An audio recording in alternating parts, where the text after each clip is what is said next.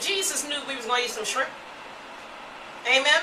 What's the law say? You don't eat anything with shell. You don't eat shellfish. You're not supposed to eat that stuff.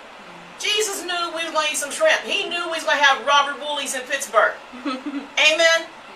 Amen. Jesus knew well, he knows that the different denominations and groups of people and customs, he knew we was going to start having church on Sunday. We know that the old days, the Orthodox Jews worship on Saturday, Shabbat Shalom. I even say that to my friends on Facebook, Shabbat Shalom. They worship on Saturday, but they don't have to do that anymore. Amen? Jesus gave us grace. Jesus knew that we were going to have different days that we celebrate him on, to worship him on, so he gave us grace. You're not going to go to hell because you have church on Wednesday. It's not about what day you have church. Amen? Amen. God brought grace and truth. John 1:17. Next book.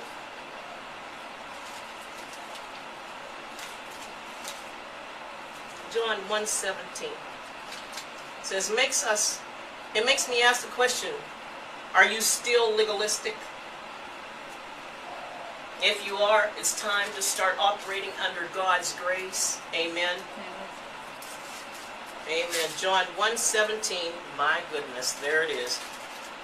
For the law was given by Moses. We remember Moses on the mountain. God gave him the tablets. Amen. And they weren't iPads or iPods. Amen. God gave it to him. He says, for the law was given by Moses, but grace and truth came by none other than Jesus Christ. Amen.